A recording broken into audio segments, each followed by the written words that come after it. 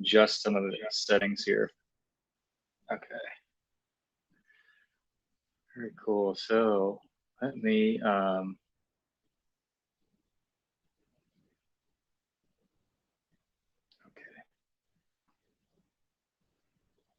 Very cool. So I am getting set up for here. It's my first time doing this live stream, and we wanted to talk about self-storage. And today I thought that we'd talk about acquisitions. So today would be the topic will be acquisition. So I'm going to kind of go back and forth here a little bit, just because my computer is kind of set up to the side here.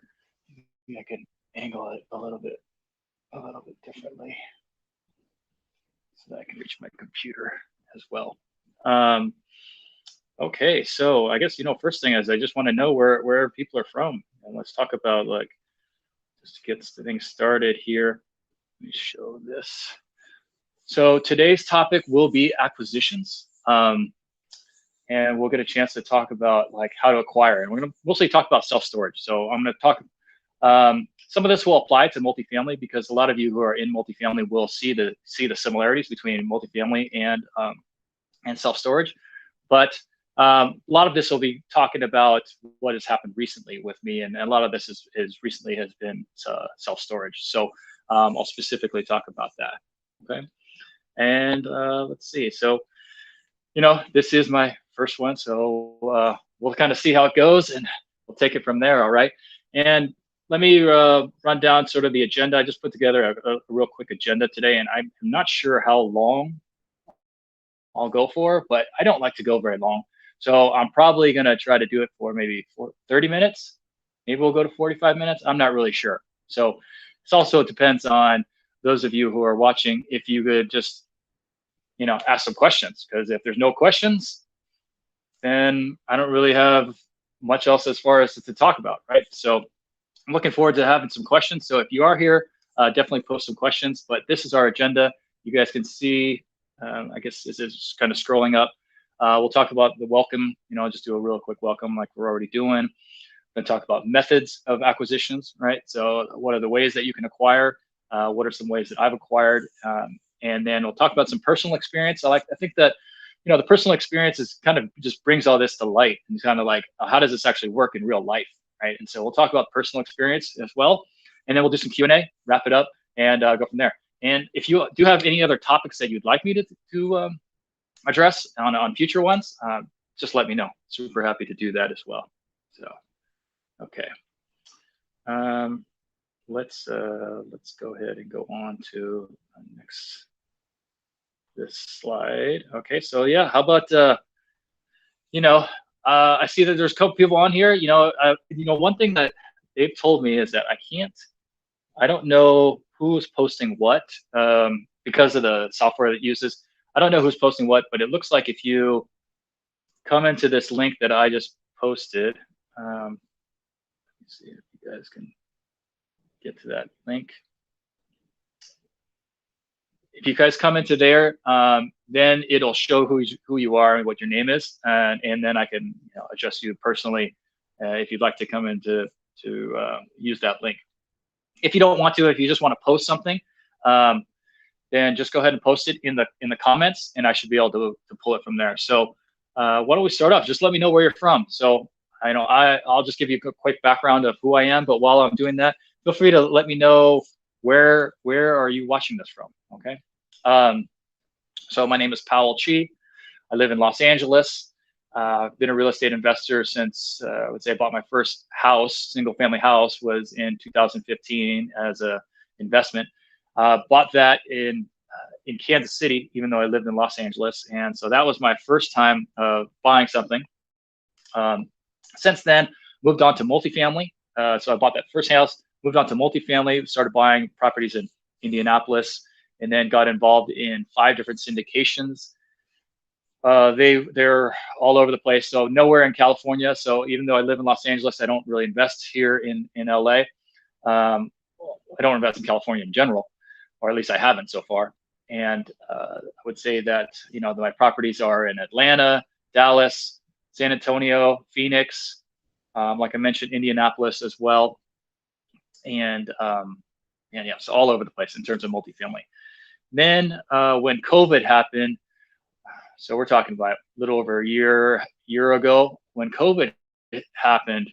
I took the time to like stop buying multifamily. I was thinking like the way that I buy multifamily is just not really conducive to, like, I'm not buying in my backyard. So I don't know if that is a great deal because I have to look and cover the market. I have many different markets that I'm looking at. So because I don't have that local area expertise of like my backyard, I knew I wasn't going to buy any multifamily for at least 6 months.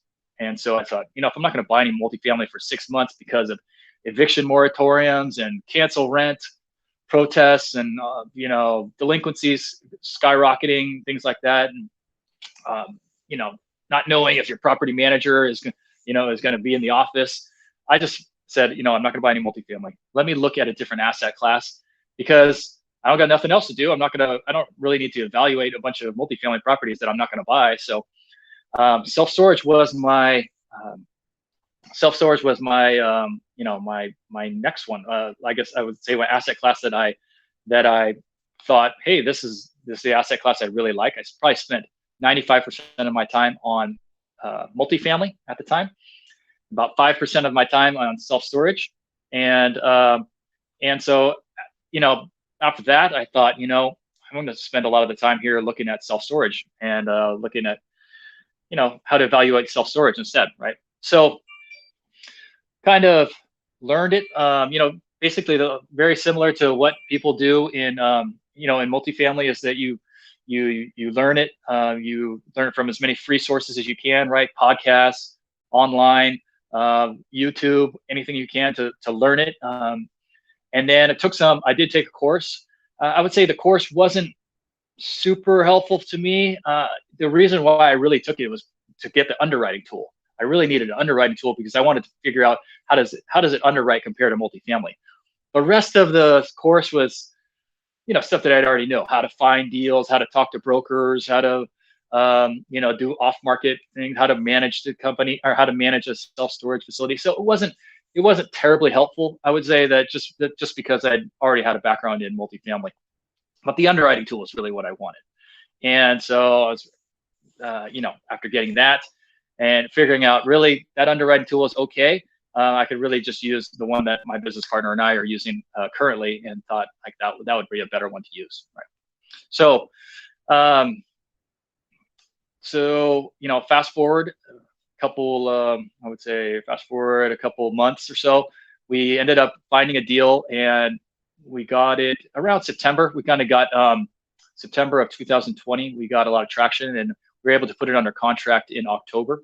So we flew out there, purchased, did the due diligence, went through the whole process of that property, and we can get into more of that property, but ended up closing that deal and closed that deal in January. So that was my first self-storage deal, small deal, not a big one, but it was one that, coming from multifamily background, I didn't want to go, and I didn't want to try to syndicate self-storage now. So it's just a whole different game. I wanted to start small, grow, and have some success, and then figure like if I do like this asset class, then I can look to expand a lot in the future. So since then, have purchased three more facilities, and 3 more facilities that I closed them all in July. So yeah, July was a blur. 3 facilities, closing 3 of them in 1 month was a lot, right? So I put them all under contract around April, right at the beginning of April, towards the end of March. And then after that, it was just all trying to get these things closed. In a bit. So let me see. So I saw that there's one of our Facebook users from New York. Thank you for dropping in here. Let's see. Also, Chris Strauss. Thank you. Looks like you're coming from Castle Rock, Colorado. Awesome, part of Denver there. Elaine from Chino. Okay, I almost said Ohio. I don't know why I said Ohio. Who else do we got? Josh Torres. Thank you for showing up, Josh. Appreciate it. Looks like coming in from Las Vegas here. And yeah, okay, thanks guys. So yeah, let's talk about today's topic. Okay, so acquisitions. All right, we're talking acquisitions here. So we're talking about acquisitions. Why acquisitions? acquisitions. I've told this to a couple of people, like the way that I see multifamily and self-storage investing, and when it comes to the ownership side or the general partnership side, either one really, is that there are three major categories that you need to fill, you or your team needs to fill. One is acquisitions, one is capital, right? Raising capital or bringing the capital. And the third one is operations. It's like who's going to run the deal, who's going to manage the deal after you've acquired it, right? Those are, to me, the three main things that you need to focus on, right? And so today we're going to focus on acquisitions. And when I tell people to, a lot of times people say, you'll ask, okay, well, what is your strength? Are you really good on the acquisition side? You're great with brokers. You're great at finding off-market deals, or you're great with underwriting. That's all on the acquisition side. Are you great with, you have a large network of people, you have a lot of money, or people that really love you and they want to invest with you, and you love being out front talking with people. It's kind of a little bit more in the interpersonal interaction with people, and you like that. Maybe then you want to focus on the capital side.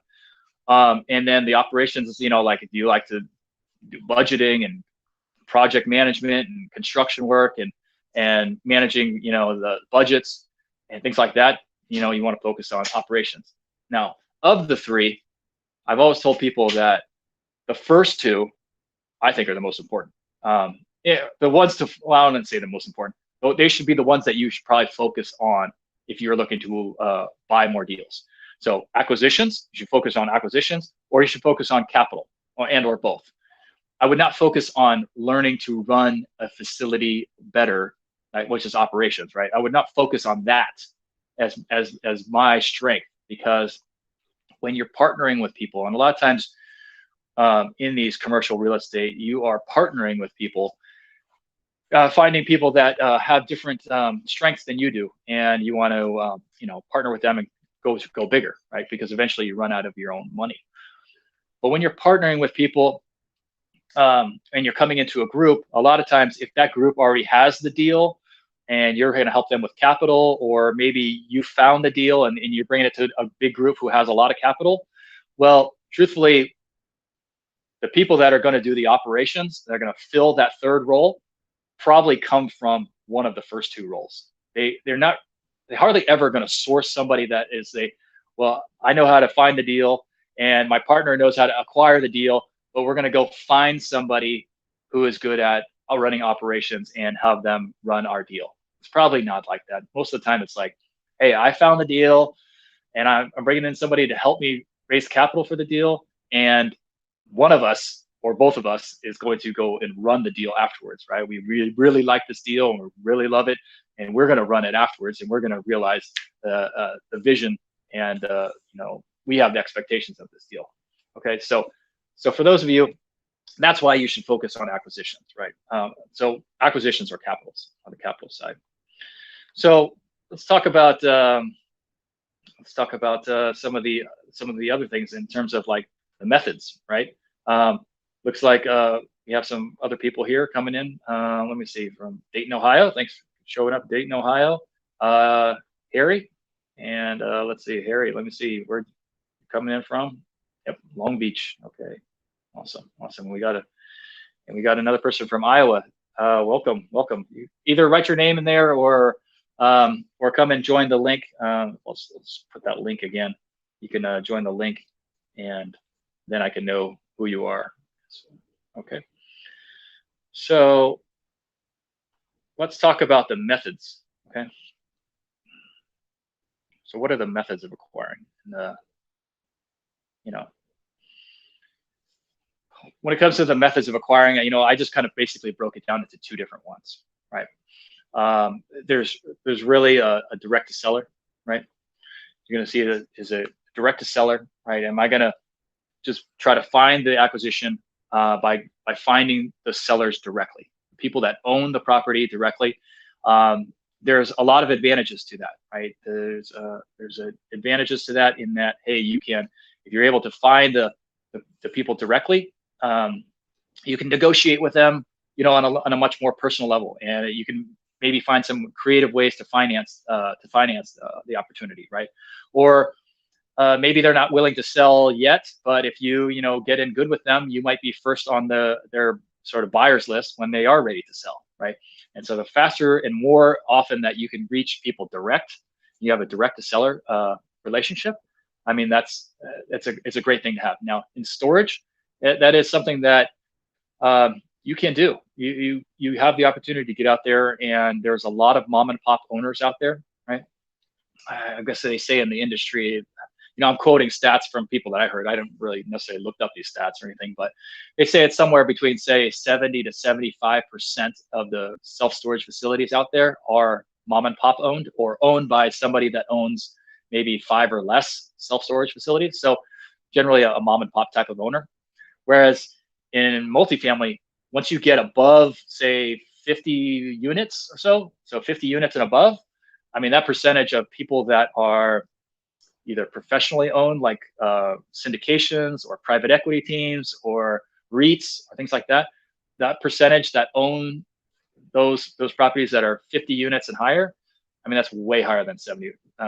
It's way higher than 30% or compared to self-storage. It's more, I don't know, it's probably more like 80% or something. I don't know. I don't have a quote for what that number would be, but it would be significantly higher. All right. So that being said, that you have a chance to negotiate with people on a sort of a personal level if you go direct to seller. So talking about direct to seller, how do you go direct to seller? A lot of people do, have many creative ways of finding out direct to seller, right? So a lot of it is either, you're going to have a direct mail campaign, right? So you're finding a list of people and you're mailing out letters or postcards and consistently doing that. And, that's the way that you find these people. So that's a method, right? Direct to seller. Now you have text messaging. So if you can pick up, their information, you can text message people, you can cold call people directly and ask them if they're just willing to buy. I know that, and I have a single family house in one of the markets that's like, considered a great investment market. And I just get bombarded with people that are like texting me and calling me and doing anything they can to say, hey, do you want to sell your house? Because they know I'm an out-of-state buyer and I've owned it for whatever, I don't know how many years now, 4 or 5 years. And if you want to sell your house, you want to, I put an offer in, I have a cash buyer and this and that. And so, they get a lot of that. Now you could do that in storage as well. And people have a lot of success finding off-market deals, and they have a lot of success finding an off-market deal, maybe in a little distress, and you might have a great opportunity to purchase right there. Okay, so there's many different ways of doing that. Now, I will tell you that I haven't done that. I haven't done that yet. It's not something that I've done, although it is something that I definitely is on my list of things to start looking more into. Right. So of all the facilities that I purchased, which at this point is so it's 4 deals, six actual facilities. None of them have been from direct to seller marketing, right? I haven't called or text message or bought a list or sent out flyers or anything like that. It's all been done the same way that I do multifamily, which is really using brokers. Okay, so that's the way that I've done it. Is finding brokers and forming a relationship with them, talking to them about what you're going to do, and how you're going to be successful at what you're going to do. And successful means close the deal, right? How you're going to evaluate the deal. So when you're talking to brokers, their job and their livelihood depends on them selling the facility, right? So they need to feel confident in you that you can close the deal, that you have enough money in your bank account or enough, you can raise enough capital or whatever it is that you do to close the deal, right? And that you are going to actually close the deal. So anything that you can provide as proof that you are serious about what you're doing, that you have a track record of what you're doing, that's all great to bring up to the brokers when you are initially talking to them, right? So for when I get on a phone call, I'm going to talk to the broker, tell them who I am, and I'm going to give them a little bit of background of me, right? I'm, not going to go into a whole big spiel or anything, but I'll just tell them, hey, I'm a multifamily. I come from a multifamily background. I've been involved in 5 different syndications, as well as 7 overall apartments that I have. I've actually closed on every single deal that I put under contract. I kind of I can't really say that anymore because that's not really true anymore. Because this year, as a caveat, I did go into contract on a deal and I didn't close it. But we can get into that story and maybe a different one. But you want to tell them your background as far as like why you're going to be successful at this. So now I can tell, hey, self-storage. I've closed on 4 different transactions in 2021, and ranging from this purchase price to this purchase price. So they know. Okay, well, yeah, actually, he sounds pretty serious. He just closed 3 in July. That's okay. That's pretty impressive. So it sounds like he's a legitimate buyer, right? You want to come across that way. So that's something that you need to just present yourself when you're talking to a broker. Okay, so yeah, we've had some more people show up. I just want to say hi to a couple people here. So looks like we got a Facebook user from the New Orleans area. I think I know who that is. But yeah, thank you for showing up. And Jing, thanks for showing up here. We're from Long Island, New York. Okay, I got some fans. I got a friend out there in Long Island. Never been out there myself, but sounds like a great place. Let's see, we got another Facebook user from Kent, Washington. Awesome. And my buddy Robert. Hey, what's up, Robert? Thanks for joining. Thanks for joining here as well. I have a feeling I know who's from New Orleans. Might have been that guy right there. So, okay. You guys got any questions? Feel free to ask him too. He's got a wealth of knowledge as well. Okay, so going back to the brokers. A big thing in storage as well as any commercial real estate or any real estate in general is trying to find off-market deals, right? Everybody wants an off-market deal, right? Something that is off-market. And how we define off-market deal is, how I define it is something that is basically not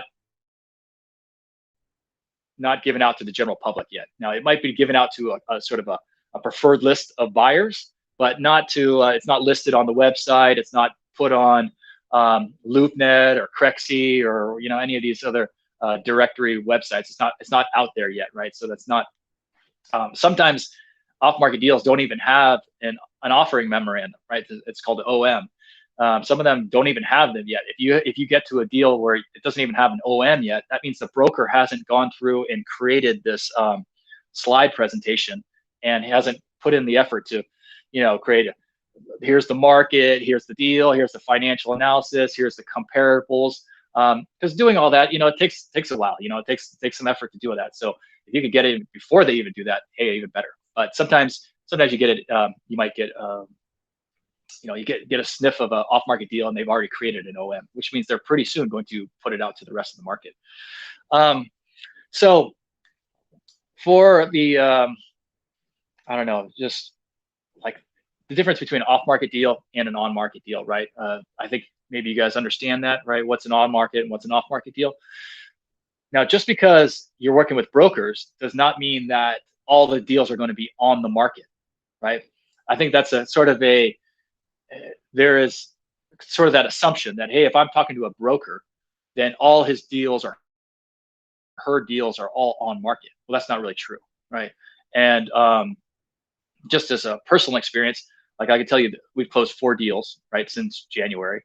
And of those 4, 2 of them were on market and 2 of them were completely off the market. And all of them were sourced by brokers, right? So it wasn't like I went to, like I said, I didn't go direct. I didn't send any direct mail or text message campaign or anything like that, or voicemail campaign. None of that. It was all through brokers.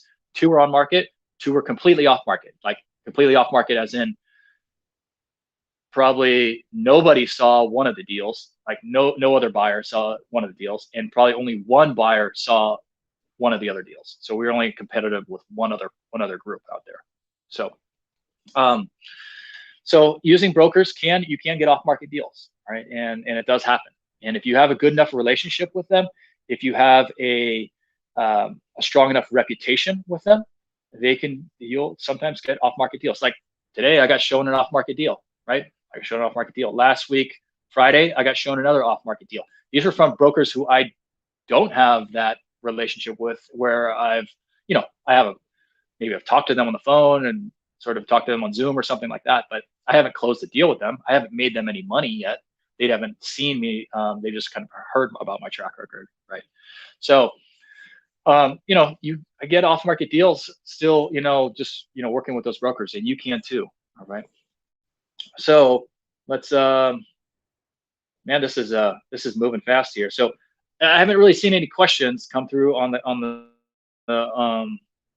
on the chat. So if you do have any questions, make sure you put them in, because we're going to get to this Q&A session pretty quickly, and I'd love to answer your questions. So if this is too basic for you, if you feel like, hey, this is too basic, pal, I want to get into like more of the nitty gritty, then let me know. We can just, you know, fast forward through some of this stuff.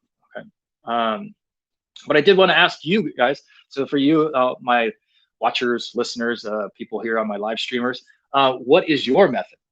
Right? What is your method? So I told you my method. My method being using brokers, and that's my strength right now. Although I am quickly starting to think about getting into some of this off market, you know, like direct to seller type of strategy. Right? Not there yet. I would say by the end of the year, could be. I wouldn't be surprised if by the end of the year that I'm in the direct to seller. So how about you guys? So okay, we got some questions here. Let's see. Let me see. Some of them are a little bit more for the Q&A part, so not necessarily about like what is your preferred method of finding deals, but so we'll get to some of the answer some of these questions. Let's see. Acquisitions. Okay. Are you closing? Okay, so I guess this is a question. So Harry, you have a question about this particular topic. So if you have a broker pass you an off-market deal, are you closing with them? 100%, 100%. Okay, so if somebody passes you a deal, right, that they're basically giving you a chance to look at this deal early in hopes that you will close it with them, right? And so they have some faith in you that you're going to be able to close the deal. So you need to sort of honor that relationship by saying, yes, I'll close it with them. If they're savvy enough, they'll also have you write sign a, NDA or a CA, a confidentiality agreement, or a non-disclosure. They'll have you sign that kind of things because they don't want you to basically just go around them, right? And just go, hey, I'm going to go, that one's for sale for that much. I'm going to go around them and cut out the middleman. You as a buyer, there's no real reason to cut out them anyway, because you're not paying them a commission, right? I mean, in most cases, you're not paying them a commission. I've never paid a buyer's broker commission. The broker works for the seller, right? So they get paid from the seller when it sells. So they don't take any money from you, so there's no reason to sort of cut them out from the deal, right? Because you're also cutting off a supply of potential deals down the road from you. Okay. So yeah. So hopefully that answers your question. Did I post that question? That was your question, Harry, right? Okay. And let me see. And you had a follow-up question here. Let me see. How do you know the same individual will take care of your interest? Okay. Good question. Good follow-up question about how will they take care of your interest? The truth is they won't. They don't work for you. Who do they work for? Who do they get paid for?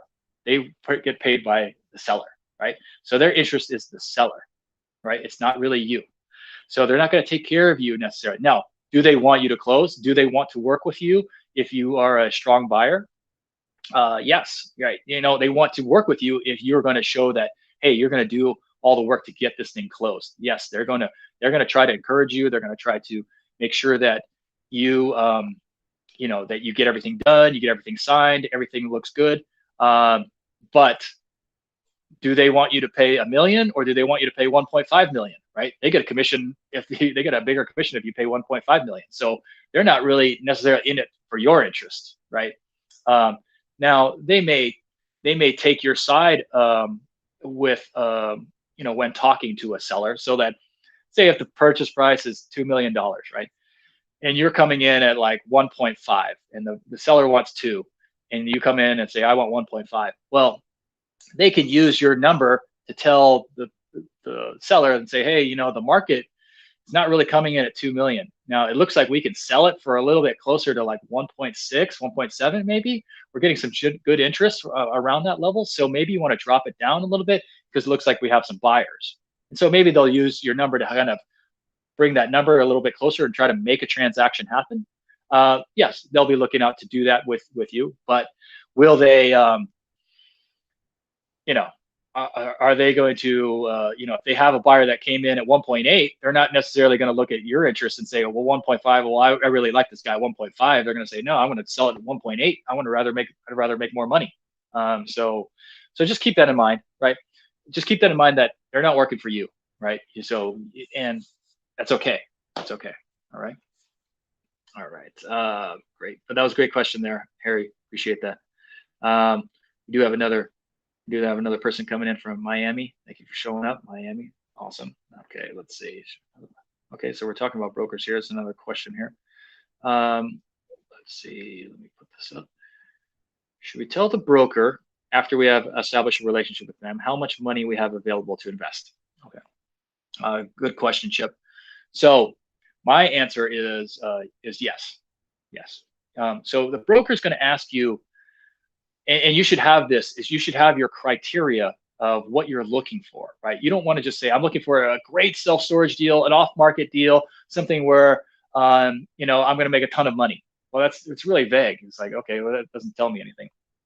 So when I talk to a broker, I'm telling them, hey, I'm looking for a purchase price between $3 and $10 million, right? That's what I'm looking for.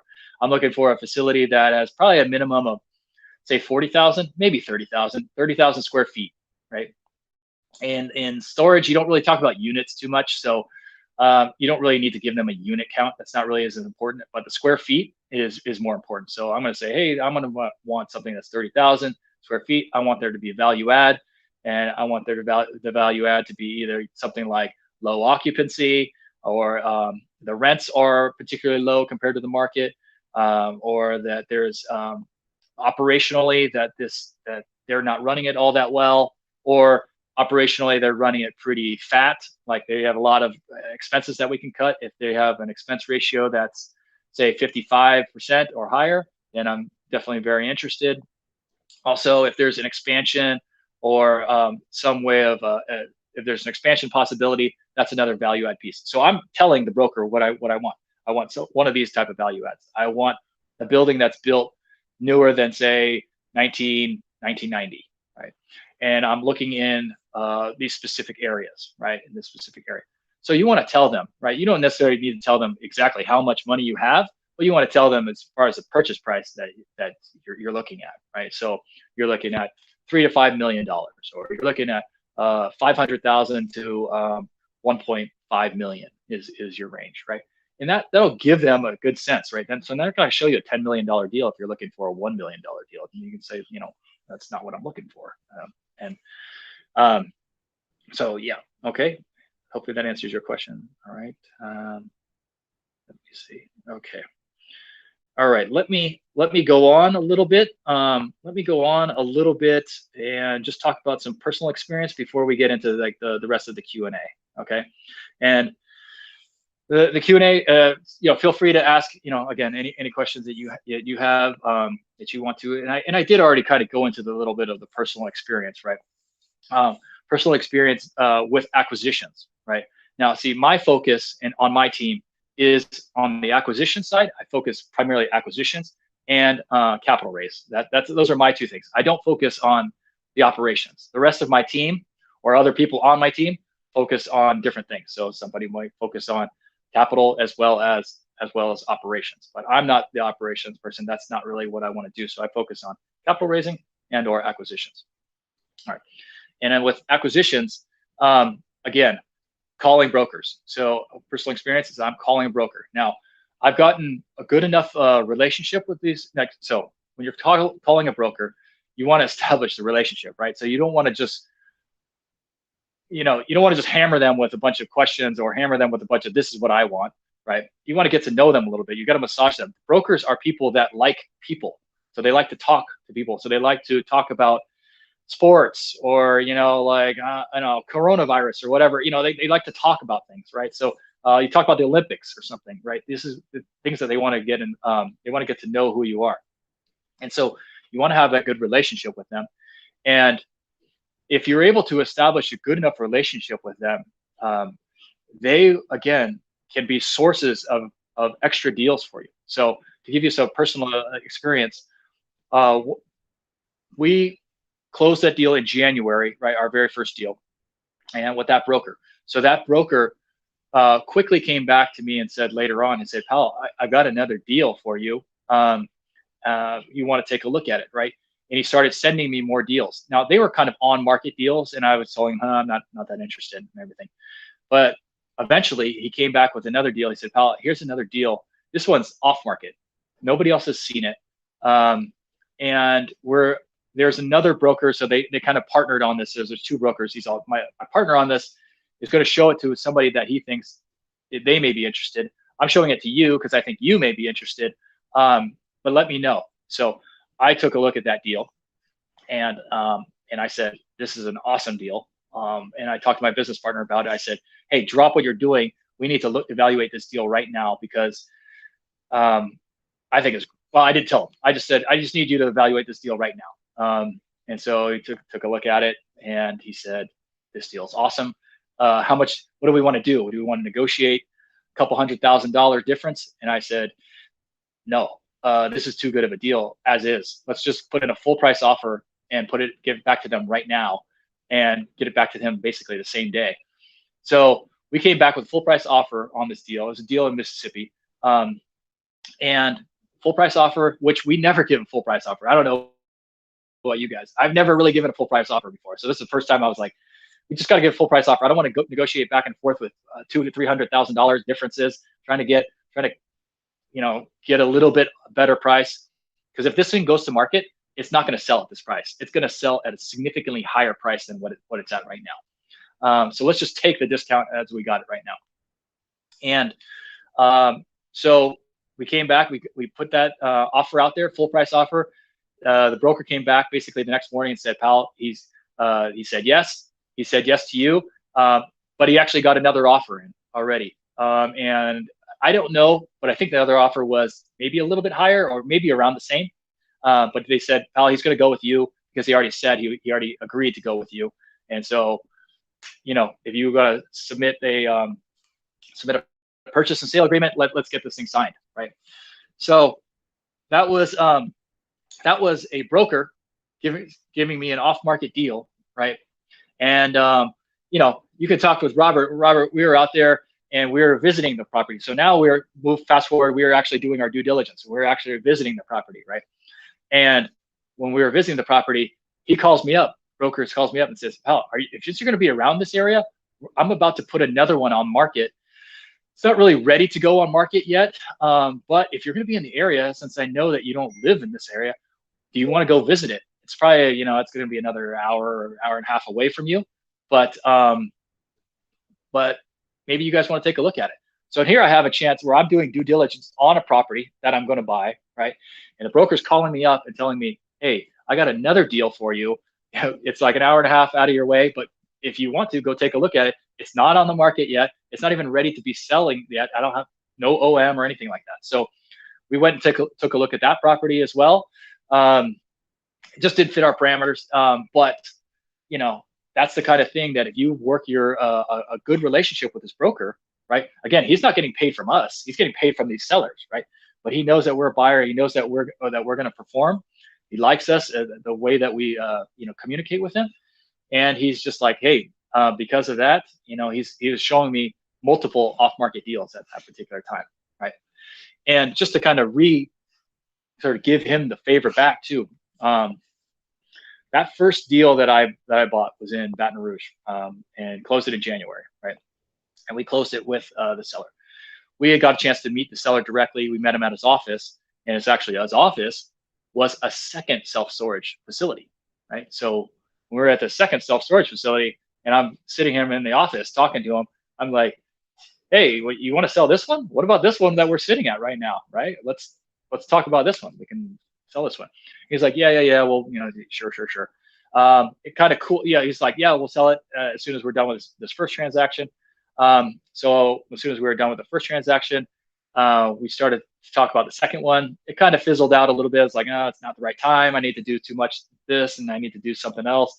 Not the right time, but we'll keep in touch and we'll see how to make it work. Well, I kept in touch with that seller directly, right? So I now had a seller directly, right? And as soon as that he started to gain a little bit of steam in there, right? I made sure that I reached out to the broker to say like, hey, like we may have this deal may come back to us. Now, he wasn't necessarily part of the deal. He was kind of indirectly he was, but I wanted to make sure that he got paid on this um, because this is like I don't want to burn this bridge, right? He's showing me off market deals, he's showing me other deals, and I want to make sure that he gets paid for his work, even though it wasn't specifically this deal, the second deal that he was on. But and that's kind of like just like for me, I want to make sure I take care of those people, just because he's the same way. He's trying to take care of me. Obviously, we're both trying to make money, but we enjoy working together and we want to cultivate the relationship. Okay, so that all said, that's some personal experience. Happy to get into more detail with that as well. And but I mean, I don't know. This thing is, I started here 45 minutes ago, and I thought I'd only go for maybe 30 minutes or 45 minutes, but I'm already 45 minutes. Just wanted to, so let's get into some Q&A. Okay, so I'm going to finish this up with Q&A. So if you guys have questions and and would like to put them in there, make sure you put them inside of the chat, and I will get to them, and then we will wrap this up. Okay, so write your questions in there. Definitely appreciate you guys all reaching out to me.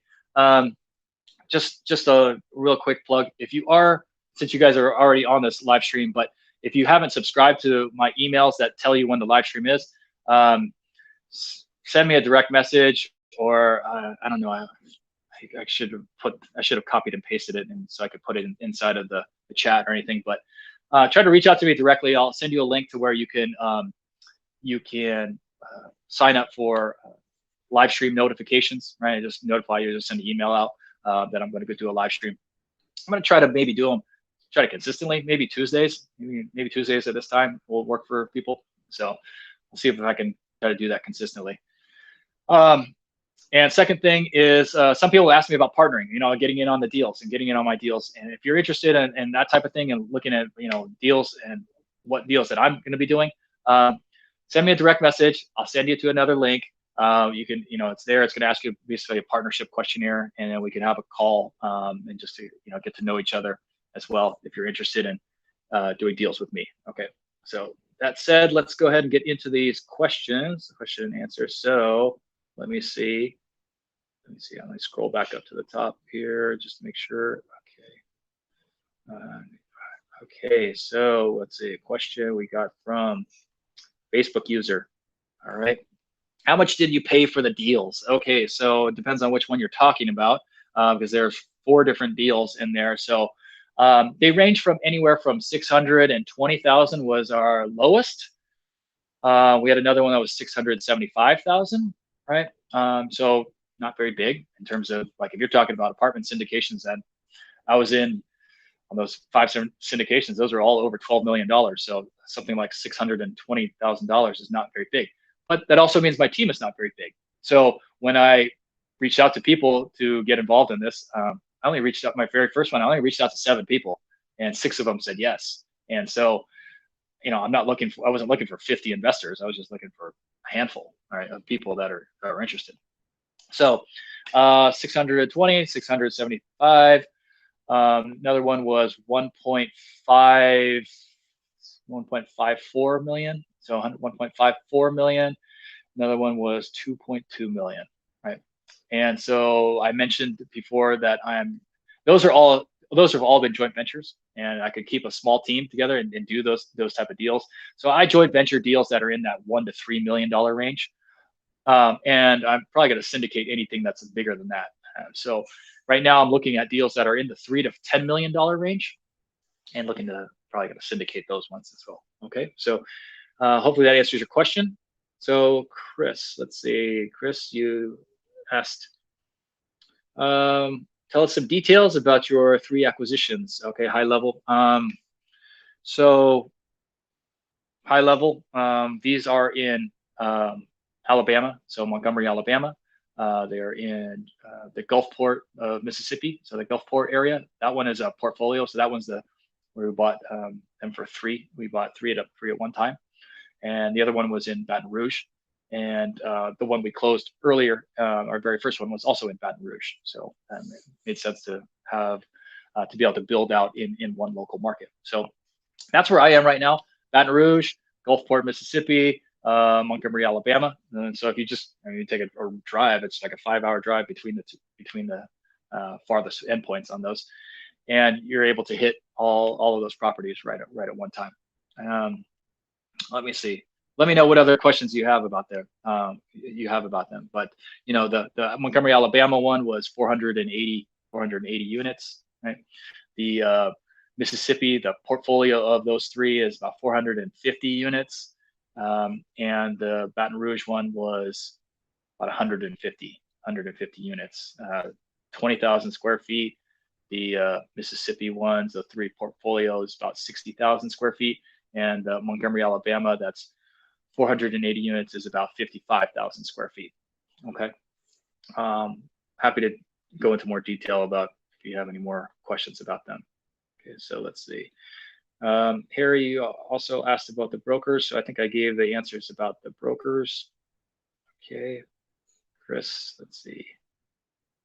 Okay, we asked the question about the brokers already. Let's see, how about this one? Okay, here's a question.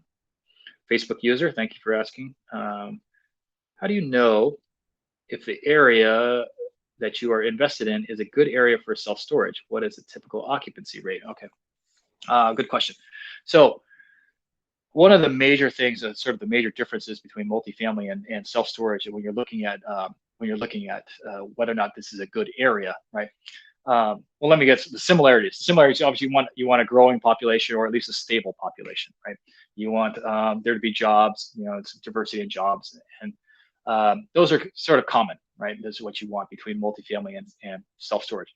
Now, where I differ, and this doesn't mean that everybody differs, but this is just for me, is that in multifamily, I was looking at markets that have at least, I would say at least 200,000 in the MSA, in the metropolitan statistical area. So the large area have at least 200,000, right? I never bought anything in that small of a market, but when you're talking Atlanta, the MSA is, I don't know, what is it, 5 million or something like that, right? But in storage, I'm looking at much smaller markets. So I'm looking at markets that are, say, 50,000 people in a 5 mile radius, right? Now, you don't have to be that way. You don't have to feel as comfortable. I wasn't as comfortable with that in the very beginning when I was looking. I was looking for MSAs that at least have 100,000 people in it. But I've brought that down because I realized that I can still manage these facilities even in the smaller market, and the competition can be a little bit different there. In a smaller market, you're not going to have as many of the big boys that come in and sort of dominate your market, right? So those big boys are the big REITs, right? There's a couple self-storage REITs. I think there's 5 or 6 self-storage REITs. Let me see. Oops. Pause for a second here. Did my thing go off?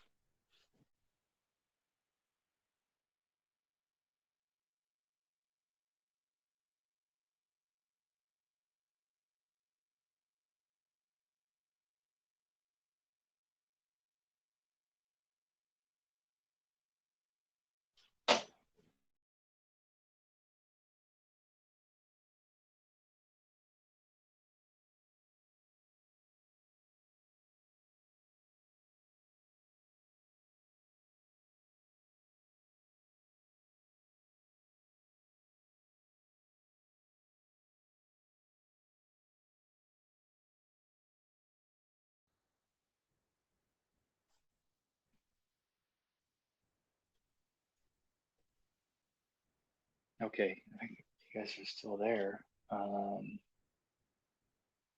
Okay, still there, but no,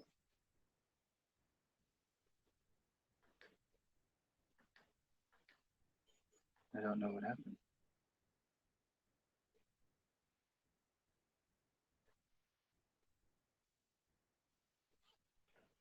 Okay, maybe I'll just